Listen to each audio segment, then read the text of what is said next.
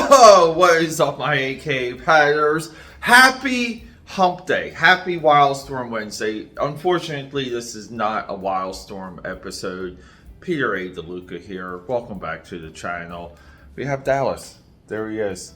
Philadelphia, PA, AKA Pad 6'9", but always known through the multiverse as the eclectic one. Can we position that a little bit better? I love it when Dallas, like the birth of this channel, there was so much of this little guy. There was so much Dallas. He almost became like a mascot for everything I was doing at the time. And along the way, you know, he faded more into obscurity because people don't go back and watch those early videos. I mean, they still get views. They're still like on the rise, but they're nothing like what we're doing nowadays. And speaking of what we're doing nowadays, can I preview the next episode of AKA Pad's Madness?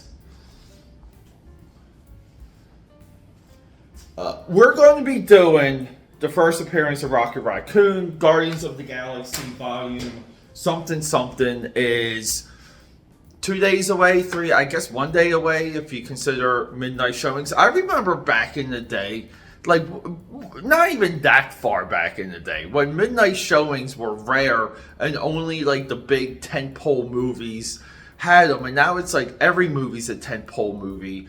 Everything, I mean, not even like Thursday at midnight. Some of them are Thursdays at 6, Thursdays at 8. It makes no sense. It really doesn't. I don't understand. Can you just not wait till Friday night to see a movie? Anyway, and speaking of movies, guys, Marvel Cinematic Universe Insight ranked. Yesterday, look, the last 2 days also, I've had a out-of-town team work with me at the 9 to 5 in this beautiful city, Philadelphia, PA. And it's been 12-hour days, like back-to-back 12-hour days. The first night, too, we kind of wanted to go out, celebrate, get familiar with one another, that sort of team-building effort. Banger night, too, by the way. That was Monday. And yesterday happens, and people, I'm not dropping videos. I'm rushing to do this. I'm not even working out. I'm not even drawing. I'm not live streaming. This is somewhat unexpected. I thought that the time we were committing to some of these days was going to be a little bit less. But moving on, yeah, Marvel Cinematic Universe. Yesterday, flipping through Twitter, and I saw it. Fantastic Four. Fantastic Four is trending. Select, let's go through the tweets, let's see what I'm missing, because I'm not even spending time on my computer. I'm not even surfing the web or spending time on YouTube. We're that busy. Let me get some of this. Yeah, and we get Margot Robbie, we get Adam Driver. Potentially the Thing is going to be gender swapped, whatever, but it's news, and it's at Marvel Cinematic Universe, and it's Marvel, and this is this is the cool stuff. At one time, yeah, I think I really want to say maybe post Avengers Endgame, and I'm talking about very close. If they were pushing and moving forward with Fantastic Four and X-Men as the clear next two things for the Marvel Cinematic Universe, and they were going to kind of sideline the Avengers, which would be advantageous. You would want something like that because you don't want the Marvel Cinematic Universe to rely on one franchise, which is the Avengers.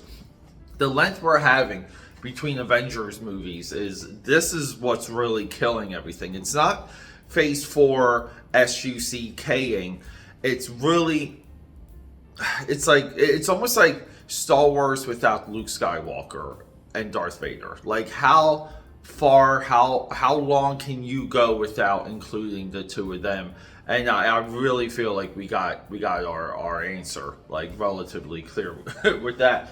The Avengers and Marvel Cinematic Universe is exactly that. But the crazy thing is that, people see Margot Robbie and they see Adam Driver and they're like, oh my God, this is so perfect. People, the baseline problem, and you gotta remember, we've been right a lot on this channel. We've been maybe wrong 1 or 2 times. You can quote me on that. The problem with the Fantastic Four, it was never cool. it was actually never a go-to read.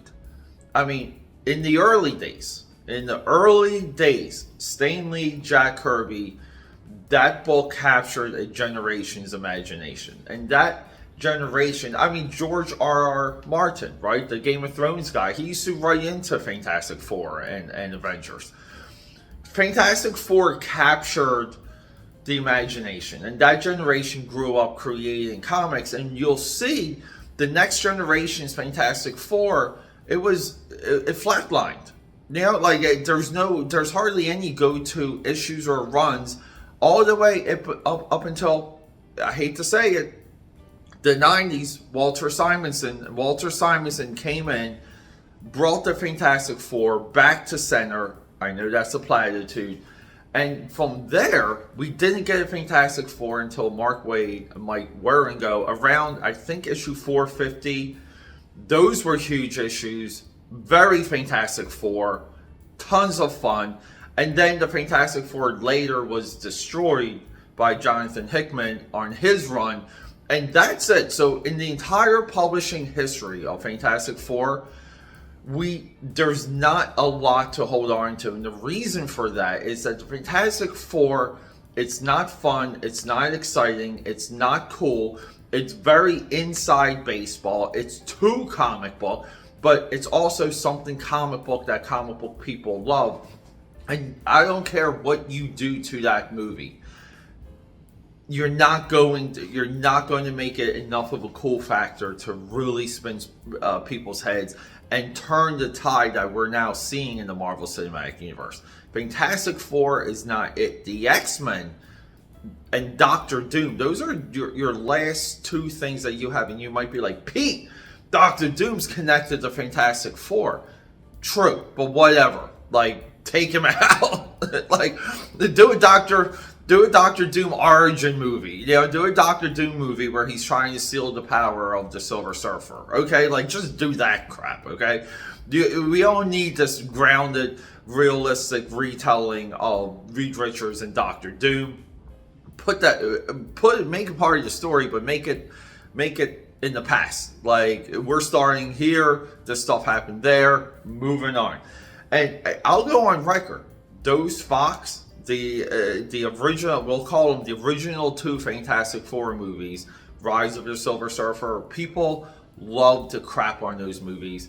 I never understood it, because to me, those movies are very close to the idea, the attitude, like the rhythm of those original comics. The banter's there, the wackiness is there. Like even Sue just being, like fascinated by Reed Richards, but also confused.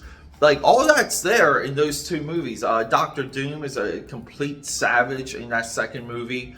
Really cool stuff. I get it. You gotta make changes because you are making a movie. You're also dealing with different creative people, and they're going to, have different ideas and different solutions. And look, the Josh Trank Fantastic Four, Faint Force Stick. Don't hate that one either. Because I love the elements of Fantastic Four so much, and I love seeing them played out, and I love seeing other people find different, like, pinpoint solutions for things. That there's enjoyment there, and me, I also just like to sit down and watch a freaking movie. I'm not too critical when something's in front of my eyes, but along the way I can be, and that's why we're here for news, views, reviews, and live streams. But yeah, so people, Fantastic Four ranked. I got a whole day to do, probably another 12-hour day ahead of me. I'm probably not going to work out, but along the way, I love you guys. Rock and roll. What do you think? Does the Fantastic Four have a future in the Marvel Cinematic Universe? I don't think it does. I don't care about any announcement. It means nothing to me. I would be way more impressed if they did something else with the Fantastic Four that we're not all expecting. Also could be true. Rock and roll.